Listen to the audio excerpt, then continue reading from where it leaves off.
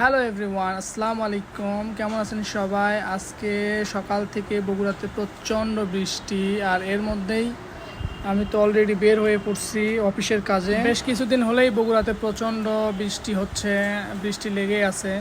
মানে বলতে গেলে সকালে না হলে দুপুরে না হলে রাতে যে কোনো এক সময় কিন্তু বৃষ্টি হচ্ছেই।